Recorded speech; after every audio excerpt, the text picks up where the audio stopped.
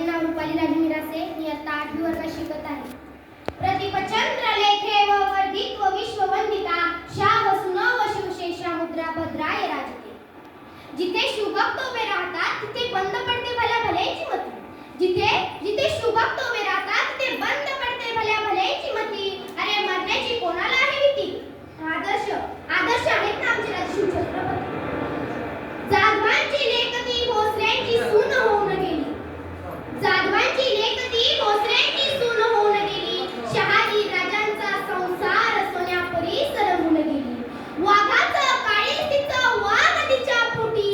वाघाचं काळीज तिचं वाघ तिच्या पोटी. आणि स्वराज्याचा ध्यास म्हणे जगदंब जगदंब जगदंब तिच्या ओठी. मुद्रा मुद्रा शिवाजी राजाला, त्या रयतेच्या राजाला. अरे त्याच्या भक्तीला तोड नाही, शौर्याला तोड नाही. जो अथ्यंग आहे सागरासमा, त्याचा छत्र म्हणजे आभाळासमा. जो तो सूर्याची शान, मराठी मानाचा धगधगता स्वाभिमान. आणि काळीज आहे सह्याद्री, त्याला जलशंभूचा अभिमान. महाराष्ट्राच्या देवकरांच्या राजाचं पहिलं स्थान. जो भगवा आसमंत आहे, कृपावंत आहे, दयेचा वसंत आहे. ज्याच्या खुशीतून स्वराज्य निर्मितीचं स्वप्न देखणं उद्या झालं, त्या राजमाता वीर माता जिजाऊ साहेब. मुलकामध्ये राहून स्वराज्य निर्मितीचं स्वप्न पाहणारे स्वराज्य संकल्पक शहाजीराजे भोसले.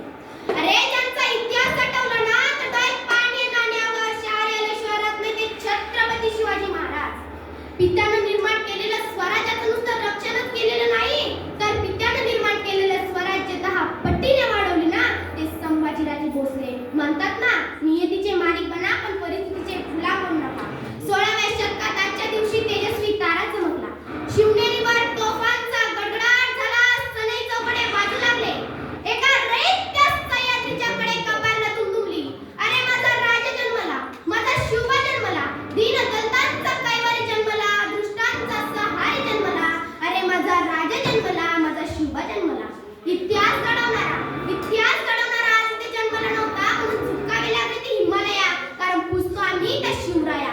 सहन होणार नाही स्वराज्याची फरे. जातीवंत विद्या धडकतात आमच्या अवसाय.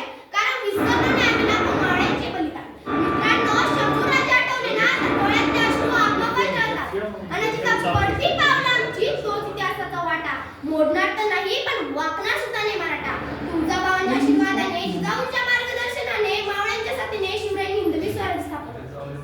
अहो, त्या एक गुलामगिरीच्या काळात पुरुष सौदामिनी करडली, जिच्या कुशीतून शिवरायांना झंझावत जन्मले आणि छत्रपती होऊन स्वराज्याची पालना झाली. माझ्या मित्रांनो, शिवराय घडले कारण संस्कार जाऊनचे होते. म्हणूनच तर म्हणायचं वाटते, थोर तुमचे कर्म जिजाऊ, उपकार कधी न मिटणार. चंद्र सूर्य असेपर्यंत नाव तुमचे मिटणार. अशा या वीर मातेने घडवलेला पुत्र नेमका कसा असेल हो? कसे असतील ते पुत्र, कसे असतील ते राजे, कसे असतील ते राज्य आणि कसे असतील ते स्वराज्य. मित्रांनो, शिवछत्रपती म्हणजे कोण? अरे शिवछत्रपती म्हणजे मावळ्यातील वेळ. शिवछत्रपती म्हणजे मनगटातील बळ. शिवछत्रपती म्हणजे तलवारीची धार. शिवछत्रपती म्हणजे छातीवरचा वार. शिवछत्रपती म्हणजे मनामनातील धैर्य. शिवछत्रपती म्हणजे त्या सह्याद्रीचे शौर्य. शिवछत्रपती म्हणजे जिजाऊंचे पुत्र. शिवछत्रपती म्हणजे एक व्यक्ती नसून एक विचार. अशा 18 पगड जातींना एकत्र घेऊन शिवरायांनी हिंदवी स्वराज्य स्थापन केले. बाजी प्रभू देशपांडे, तानाजी मालुसरे, येसाजी, संताजी, जिवाजी अशा असंख्य मावळ्यांच्या साथीने शिवरायांनी हिंदवी स्वराज्य स्थापन केले.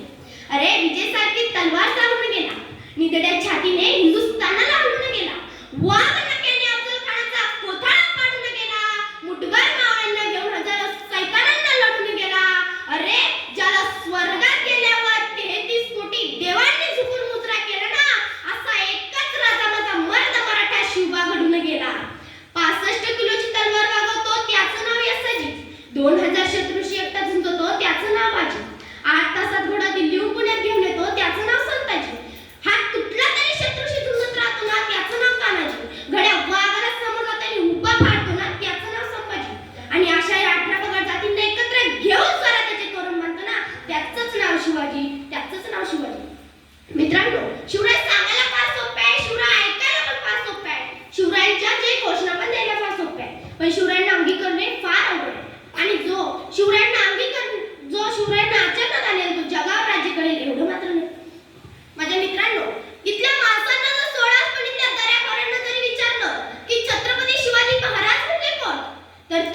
मधील रुद्राचा अवतार तो वाघाचा तसा होता.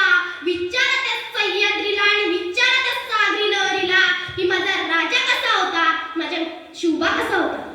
माझ्या मित्रांनो, आज 350 वर्ष पूर्ण झाली तरी या महाराष्ट्राच्या मातीला शिवरायांची गरज पडते. ही तर फार मोठी शौकांतिक आहे. अहो, असं वाटतं भल्या पहाटे उठावं, त्या रायगडाच्या पायऱ्या चढाव्या, या अंतःकरणातून, माझ्या मनातून, माझ्या काळजातून माझ्या राजाला साथ घालावी. म्हणावं, बोलावं, विचारावं की राजा, राजा कशी पकडली तुम्ही एवढी ही भलाटी धारांची तलवार. आजचा हा तुमचा मावळा साधा चहाचा कप हातात धरताना त्याच्या हात नटनट कापताय.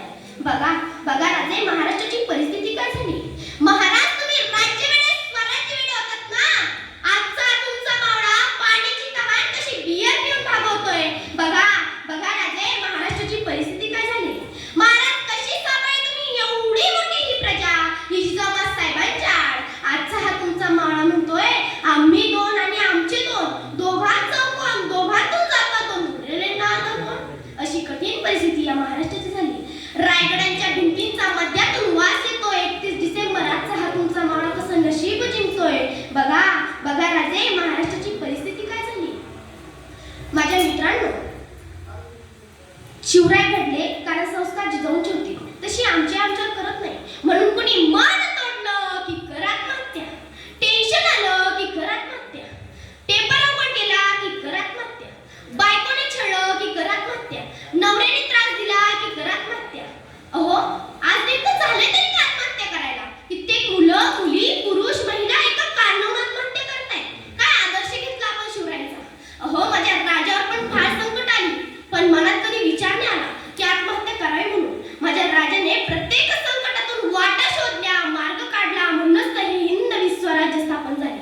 माझ्या मित्रांनो, प्रत्येक राजदरबाराची नाचगाणी ही शोभा असायची, पण माझ्या राजाच्या दरबारात कधी नाचगाणी झाली नाही. हो, माझ्या राजाच्या दरबारात प्रत्येक परस्त्रीला माता भगिनीचा दर्जा दिला गेला. म्हणूनच तर म्हणायचं वाटते, इतिहासाच्या पानावर, रयतेच्या मनावर, विश्वासाच्या प्रमाणावर आणि या महाराष्ट्राच्या मातीच्या कणाकणावर राज्य करणारा राजा म्हणजे फक्त आणि फक्त छत्रपती शिवाजी महाराज.